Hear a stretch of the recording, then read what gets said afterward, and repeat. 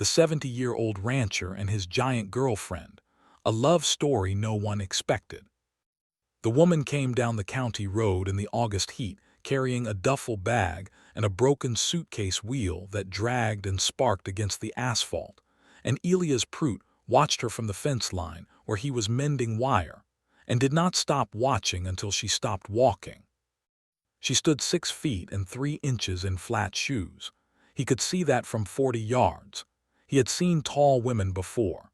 He had not seen one look like she owned the road she stood on, even with sweat darkening her collar and the suitcase listing sideways in her hand. She looked at him across the bar ditch. "You got water," she said. He did. He pointed at the spigot on the side of the barn, and she came through the gate he opened and drank from the hose with both hands cupped, and he looked at the fence and not at her. Her name was Dara. She told him that after she drank. She was 44 years old and she had come from Lubbock, and before that from a life she did not detail and he did not ask her to. He was Elias Prout, and he was 70 years old, and his wife had been in the ground 11 years, and his son was in Denver and called on birthdays. "I don't have work," he said. "I didn't ask for work." He looked at her then. She looked back. Her eyes were the color of creek water over limestone, and she was not embarrassed to hold his gaze, and he was not embarrassed to hold hers. "The spare room is off the kitchen," he said. "Board and keep for whatever you can do. I'm not asking for anything else." She picked up her bag. "Lead the way," she said. The ranch was 240 acres of shortgrass prairie with a creek that ran in wet years and didn't in dry ones, and this was a dry year. He had 41 head of cattle and 2 horses, and a dog named Rut who was 11 years old and slept by the stove. The house was white frame with a porch that needed painting and a tin roof that sang in rain, and Dara stood on the porch that first evening and looked at the country going gold in the late light and said nothing for a long time. He sat in the rocker he always sat in. "How much land?" she said. "Enough," he said. She looked at him sideways. "That's not an answer." "No," he said, "it's not." She almost smiled. He saw it start and stop. She went inside and he listened to her moving through the kitchen, and then the spare room door closing, and Rut came and put his head on Elias' knee, and he scratched the dog's ears, and the prairie cooled, and the stars came, and he sat there until the cold drove him in. He had not spoken that much in 3 weeks. He lay in his bed and looked at the ceiling, and the ceiling did not tell him anything he did not already know. She was up before him. That was the first thing. He came into the kitchen at 5:15 and she had coffee on, and was standing at the window with a mug in both hands looking at the dark shapes of the cattle in the east pasture, and she was so tall that the top of the window frame was at her eyebrow line, and he stopped in the doorway a moment. "You sleep," she said. She did not turn around. "Some." She poured him a cup and set it on the table, and he sat, and she stayed at the window. "What do you need done today?" she said. "Fence in the south pasture, 40 rod of it down from the June storms. I was getting to it." She turned then. "I can stretch wire." "You've done it before." "My father ran sheep in the Panhandle. I've done most things." He looked at his hands around the mug. The knuckles were swollen some in the mornings now. They always came right by midday, but the mornings were a negotiation.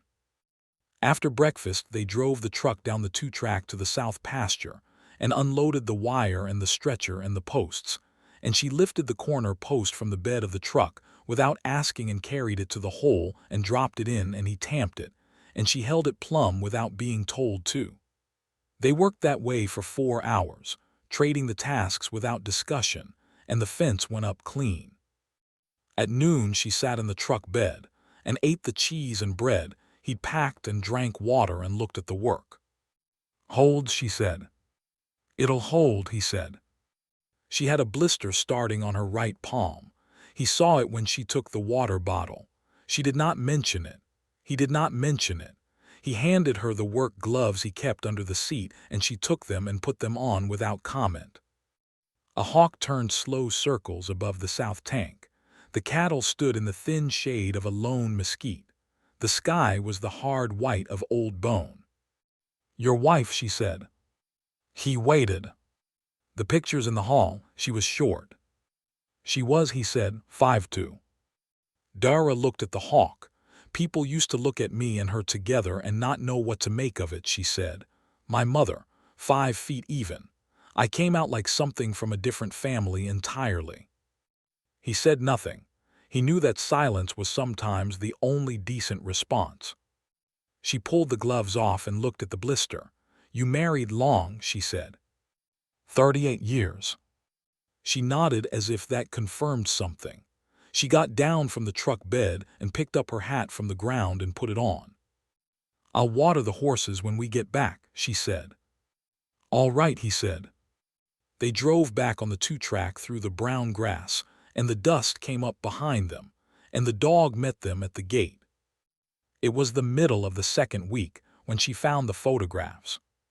She had been cleaning the back room, the one that had been his wife Margaret's sewing room and had not been properly touched in years, and she came out onto the porch where he was oiling a saddle and set a shoebox on the step beside him. "These were in the closet," she said, "on the top shelf under some curtains."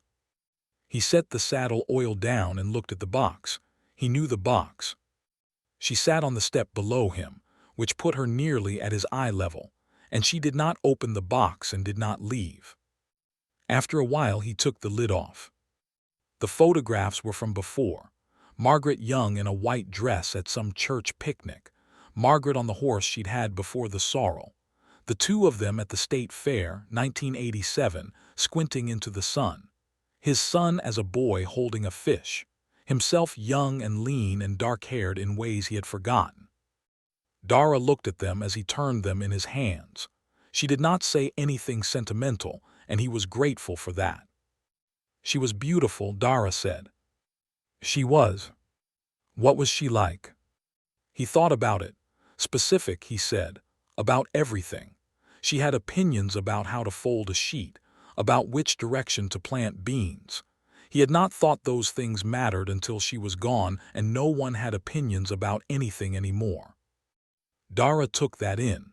She turned a photograph over in her hands, one of the State Fair ones, and set it back. "My husband," she said, and then stopped. He waited. "He was not like that," she said it flat.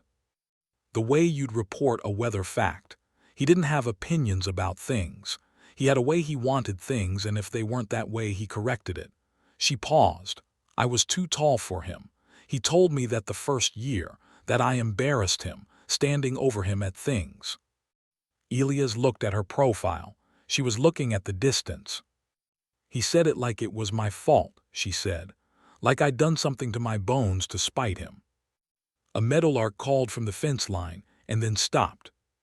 He put the lid back on the box. He held it out to her and she looked at him.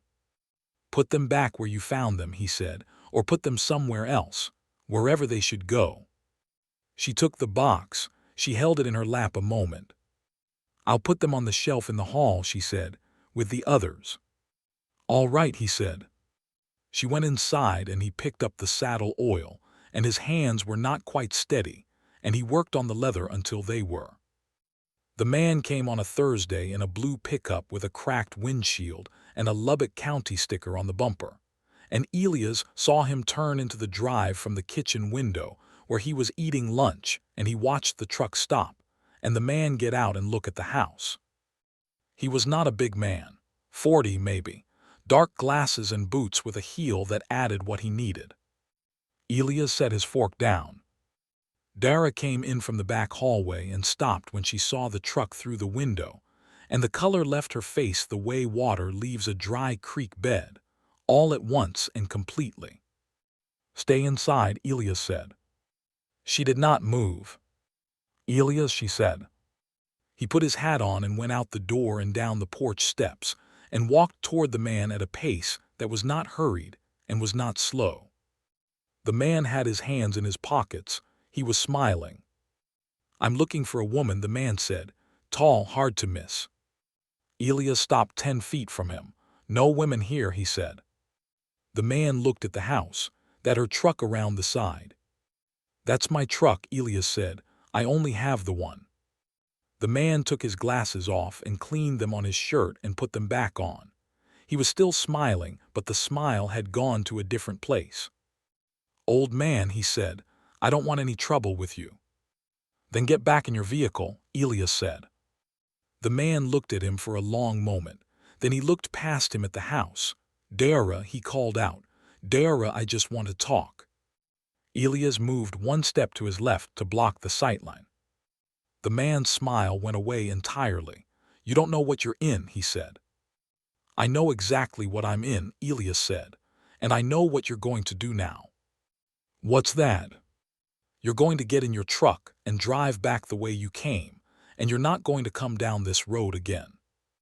The man looked at him and Elias looked back, and the sun was full on both of them, and the dog had come around the side of the house and stood behind Elias without making a sound. After a while, the man put his glasses back on. Tell her I'll be back, he said. There's no one here to tell, Elias said. The man got in the truck and backed out of the drive and turned onto the county road, and the dust rose behind him and thinned and was gone. Elias stood there until the sound of the engine was gone too. He came back into the house. Dara was standing in the kitchen with her back against the counter and her arms crossed over her chest, and she looked at him when he came in and did not say anything. He washed his hands at the sink. Does he know where you were before here? He said. No. Does he know anyone in this county? She thought about it. No. He dried his hands on the dish towel and hung it back on the rack. Then we'll be fine, he said. She watched him sit back down at the table and pick up his fork. You don't know him, she said. He looked up at her. No, he said, but I know this land and I know who I am on it. That's enough. She stood there a long time. The refrigerator hummed. Outside, the wind moved through the grass. She pulled out the chair across from him and sat down and looked at his plate. Is there more? She said. He got up and fixed her a plate and set it in front of her and sat back down. They ate. The afternoon light came through the window and lay across the table between them, warm and particular. And outside, the cattle moved through the brown grass toward water, and the hawk was back above the south pasture, turning its slow circles in the white sky.